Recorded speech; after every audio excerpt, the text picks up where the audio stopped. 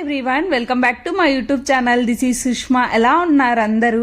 ఇవాళ వ్లాగ్లో మా 12th మంత్ బేబీకి మార్నింగ్ టు నైట్ వరకు ఏమేం ఫుడ్ చేశానో సింపుల్గా, ఈజీగా అండ్ హెల్తీగా షేర్ చేసేస్తున్నా. మార్నింగ్ లేస్తూనే ఫస్ట్ మల్టీవిటమిన్ ఇస్తాను కంపల్సరీ. ఇది డాక్టర్ సజెస్ట్ చేశారు, సో ఎవ్రీడే ఇస్తాను. ఇంకా బ్రేక్ఫాస్ట్కి ఇవాళ రాగి, నట్స్, బనానా పోరిట్ చేస్తున్నా. ఫస్ట్ మల్టీవిటమిన్ ఇచ్చిన తర్వాత హాట్ వాటర్ కాంచుతాను కంపల్సరీ. దాన్ని కొంచెం వామ్ అయ్యాక వామ్ వాటర్ ఇస్తాను, ఒక హాఫ్ గ్లాస్. తర్వాత కొద్దిసేపు ఆగి బ్రేక్ఫాస్ట్ పెడతాను. ఇవాళ బ్రేక్ఫాస్ట్కి రాగి పోరిట్ చేశాను. దానికి కావాల్సిన ఇంగ్రీడియంట్స్ ఏమేమంటే, ఫస్ట్ ఒక స్పూన్ రాగి పిండి తీసుకున్నా. నెక్స్ట్ ఒక స్పూన్ నట్స్ పౌడర్ వేసి, నట్స్ పౌడర్ బాదం, జీడిపప్పుతో చేశాను. ఇంకా అందులో కొంచెం వాటర్ వేస్తూ మిక్స్ చేసుకోవాలి. ఉంటలు కట్టకుండా బాగా మిక్స్ చేయాలి.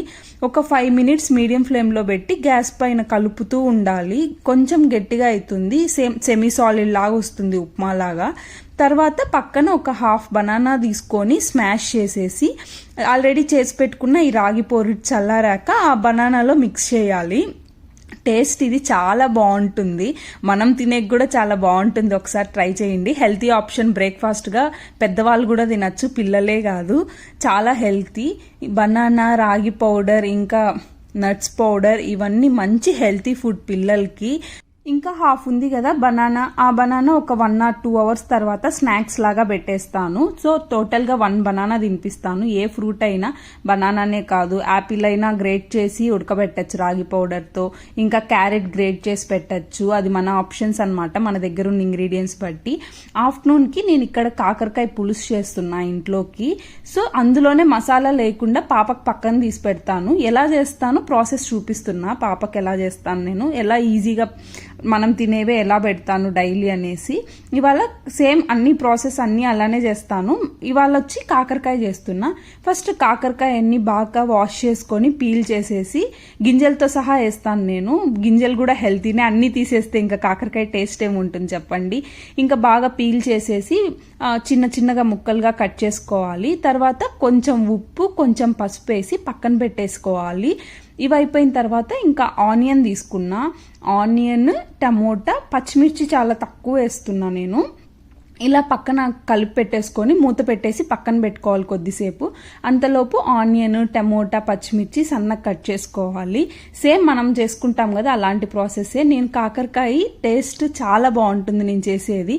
రెసిపీ కావాలంటే కమెంట్ సెక్షన్లో కమెంట్ చేయండి, పెద్దవాళ్ళ కోసం ఖచ్చితంగా షేర్ చేస్తాను. ఇంకా ఫస్ట్ అయితే ప్యాన్లో ఆయిల్ వేసేసుకొని పోపు వేసుకోవాలి. అన్నీ కొంచెం వేస్తాను. పాపకి ఇది పెడుతున్నాను కదా, సో మిర్చి కూడా కొద్దిగా వేసాను. అల్లం పేస్ట్ ఏం వేయలేదు, ఎక్కువ, చాలా తక్కువ వేసాను. ఇంకా ఆనియన్స్ వేసి బాగా వేగాక మనం ఆల్రెడీ ఉప్పు, పసుపు వేసి పెట్టుకున్న కాకరకాయ పిండుకొని చేదంతా తగ్గిపోతుంది. ఇలా వేసేసి తర్వాత కొంచెం టమోటా వేసి బాగా వేగనివ్వాలి. కాకరకాయ కొంచెం బాగా వేగిన తర్వాత కొద్దిగా వాటర్ వేసుకోవాలి. ఆయిల్ అయినా యూజ్ చేసుకోవచ్చు. ఇంకా ఆల్రెడీ 12th మంత్ వచ్చింది కాబట్టి నేను పాపకి సాల్ట్ యాడ్ చేయడం, ఆయిల్ నార్మల్ ఇంట్లో వాడుకునే ఆయిల్ యాడ్ చేయడం ఇలా చేస్తున్నా. 11th మంత్ వరకు సపరేట్గా చేసేదాన్ని, లైక్ గీ కానీ ఎట్లా చేసేదాన్ని. సాల్ట్ అసలు లేకుండా చేస్తా ఉన్నాను. ఇప్పుడు 12th మంత్ వచ్చేసరికి సాల్ట్ కూడా యాడ్ చేస్తున్నా. ఇంకా టమోటా కూడా వేసి వాటర్ కొన్ని వేసి బాగా ఉడకనివ్వాలి. మనకు పట్టుకొని చూస్తే బాగా మెత్తగా అయిపోతుంది. ఇంకా బాగా మెత్తగా అయిన తర్వాత కొంచెం పక్కన తీసి పెట్టేస్తాను పాపకి. మాకు తర్వాత ఏమేమి మసాలాలు వేస్తానో అవన్నీ సపరేట్ వీడియో చేస్తాను. ఇఫ్ యూ వాంట్ కమెంట్ సెక్షన్లో కమెంట్ చేయండి, ఖచ్చితంగా వీడియో చేసి పెడతాను. కాకరకాయ తినని వాళ్ళు కూడా బాగా తింటారు. ఇంకా పాపకి పక్కన తీసి పెట్టా కదా, ఇవి గింజలు తీయకుండా వేసాను కాబట్టి కొంచెం 12th మంతే కదా, నమిలి తినడం కష్టము. సో ఇంకా వైట్ రైస్, మామూలుగా వైట్ రైస్ చేసి ఉంటాం కదా, అది పక్కన తీసి పెట్టుకున్న ఈ కాకరకాయ కర్రీ వేసేసి మిక్సీ వేసేస్తాను. ఇట్లా చేయడం వల్ల తనకి ఈజీగా తినేకుంటుంది, అంత చేదు కూడా అనిపించదు. 12th మంత్ 1 year ప్లస్ అయితే, 12th మంత్ తర్వాత 1 year ప్లస్ అయితే అట్లే తినిపించేయచ్చు. కొంచెం పళ్ళు వచ్చి ఉంటాయి కదా, బాగా నమ్మలేకి వాళ్ళకి ఈజీ అవుతుంది. Morning already fruit 1 whole banana ఇచ్చాను కాబట్టి పెద్దది. సో ఈవినింగ్ ఫ్రూట్ స్కిప్ చేసి ఫార్ములా పౌడర్తో మిల్క్ చేసి పెట్టాను హాట్ వాటర్లో. అంటే అక్కడ ఇన్స్ట్రక్షన్స్ ఇచ్చుంటారు డబ్బాయి పైన, దాన్ని బట్టి ఇస్తున్నాను నేను. ఇంకా ఫార్ములా పౌడర్ వేసి మిల్క్ ఇచ్చేసాను ఇవాళ. ఇంకా ఈవినింగ్ ఏమో నైట్కి డిన్నర్కి ఇడ్లీ చేస్తున్నా. ఈ ఇడ్లీ ఓన్లీ ఇడ్లీనే చేయను, జస్ట్ వెజిటేబుల్స్ పక్కన స్టీమ్ చేస్తాను. సో తనకి ఓన్లీ ఇడ్లీయే కాకుండా కలర్ఫుల్గా ఉంటుంది, మనం వెజ్జీస్ యాడ్ చేసినట్టు ఉంటుంది. పల్సగా వేస్తాను ఎందుకంటే దానిపైన క్యారెట్ కూడా దురుముతాను కాబట్టి. కొన్ని బ్రోకలీ వేసాను, నాకు అవైలబుల్ ఉన్న వెజిటేబుల్స్ వేస్తున్నా. మీరు పొటాటో వేసుకోవచ్చు, బీట్రూట్ కానీ క్యారెట్ కానీ ఏదైనా వేయచ్చు. ఇంకా చిన్న క్యారెట్ ముక్కను తీసుకొని కొంచెం జిగిరేసి పైన వేస్తున్నా. పల్సగా వేసేతలకి క్యారెట్ కూడా పిండి పల్సగా వేసేతలకి క్యారెట్ కూడా బాగా ఉడుకుతుంది. ఒక 20 minutes స్టీమ్ పెడతాను ఎందుకంటే బ్రోకలీ కూడా క్యారెట్ అన్నీ ఉడకాలి కాబట్టి బాగా మెత్తగా వస్తుంది.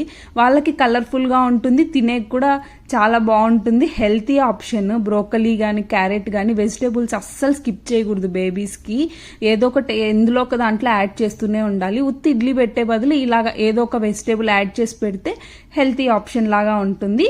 బేబీస్కి కూడా బాగా తినేకి కలర్ఫుల్గా ఉంటుంది.